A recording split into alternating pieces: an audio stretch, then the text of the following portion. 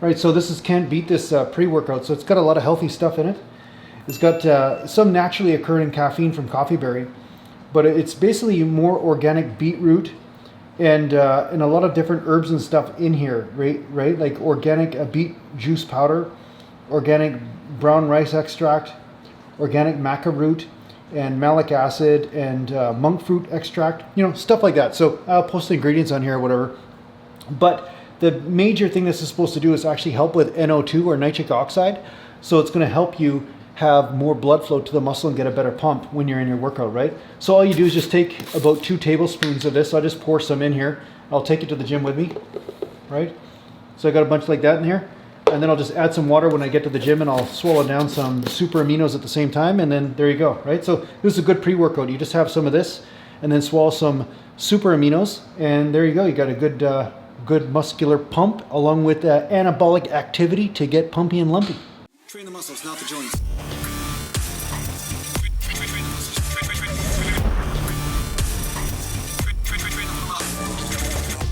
Welcome back to Natural Gallant Bodybuilding, and today I'm going to talk to you a little bit about shoulder presses. Now, I do standing shoulder presses quite a bit. Sometimes I'll do the seated versions, but honestly, sometimes I'm lazy and I'll do the standing ones because I don't want to drag the seat halfway across the gym and put it in the squat rack and whatever and do the shoulder presses, because at Fit for Change, they do not have a shoulder press. Not the one that I like anyway. They have like one of these shoulder presses that unracks from behind and you got to bring it forward. And I find that's kind of dangerous, especially when you have labral tears and whatever. So I like the seated shoulder press that unracks from the front. But one thing that I've gotten quite a bit over the years and stuff is people are like, say, Jason, why aren't you doing a full rep? Why aren't you locking out on top with your actual shoulder press? Why is that? Now, the reason why is because when I shoulder press, I find that I engage the delts a lot from here to here. But once I lock out at the top, I find that it's all tricep for me and neck for me to actually extend that extra bit. And the whole basis of the shoulder press is for me to really hit those delts, right? I'm really trying to grow those delts. That's the whole purpose of the exercise, because I do get a lot of neck work when I do back. I get a lot of neck work when I'm doing bent over rows or bent over lateral raises. So my goal is to make sure that my shoulders are hitting failure, not necessarily my triceps or my neck, right? I'm gonna take my my beet juice powder in there. I Can't Beat This pre-workout. So I'll see you in there. Stop watching me. Makes me insecure.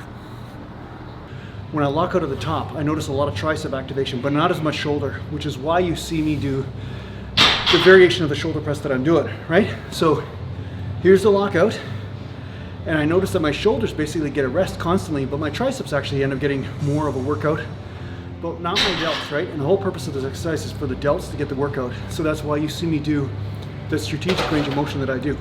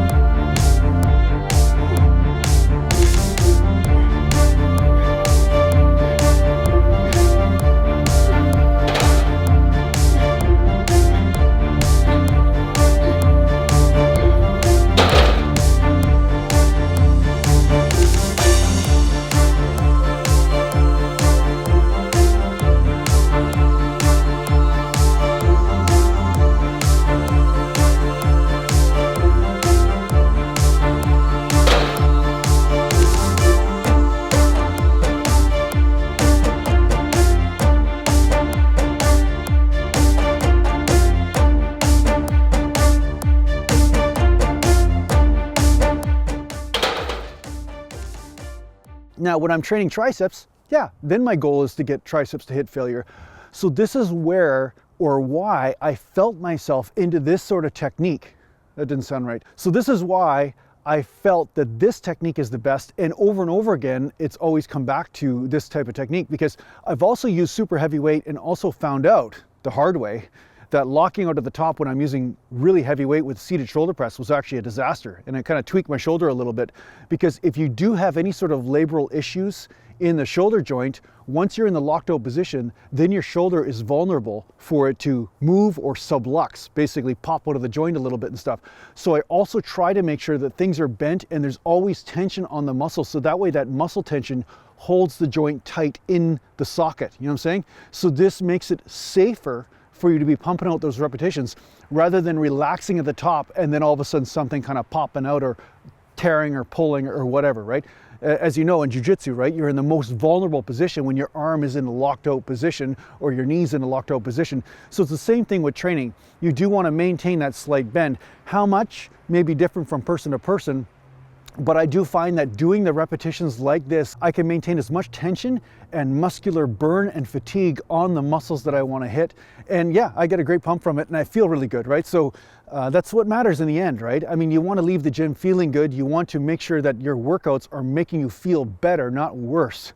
If you're feeling worse, then, you know, then yeah, it's counterproductive, right? So I've learned the hard way by locking out at the top, because I was just trying to show people, hey, look, I can do this. I actually tweaked the shoulder and it messed me up for a few months, right? It took me a while to actually get that shoulder back to normal again. So this is something that you want to watch out for. So although it looks prettier to lock out at the top, sometimes it's not necessarily the best decision for everybody, right? So yeah, that's why I shoulder press this way. That's why I keep that tension on the shoulder that way, is because I find it's the most effective range in order to make sure the delts are hitting failure. Yeah. Have a good one. Okay, let's get out of here. Hey, how's it going, man? That workout wasn't too bad. It was all right. The pre-workout powder was actually pretty good. In considering there's no artificial flavors, no artificial stuff in there, it's something worth trying. So if you guys haven't tried it, just yeah, use the link down in the description. But what I did notice is that it wasn't the same as normal pre-workouts, as far as I noticed that it kicked in at about 20 minutes, 30 minutes in, and that's because I also had food in my stomach. So you're supposed to do it, you're supposed to drink it on an empty stomach, right? But because I drank it with a bunch of food in there too, and some amino acids and stuff, I noticed it started to build. So at the end of the workout, I started to notice that my muscles were more full and satiated somehow. So there was a different type of pump that I was noticing. So yeah, it's definitely worth a try. And in the long run, it's a hell of a lot healthier than all that caffeine crap, like that artificial stuff. And drinking something like this, at least you're getting a lot of antioxidants at the same time, and, you know, other positive things in your diet. So, mountain. So I hope this helps out in your training. Thanks a lot for watching. If you need to get a hold of me, just go to naturalgallantbodybuilding.com, and thanks to the Patreon supporters, and take care for now. Mountain. It's cold out here, even though it's sunny. You'd never know. You would never know it. But I'm freezing my balls off out here. I'm freezing my balls off.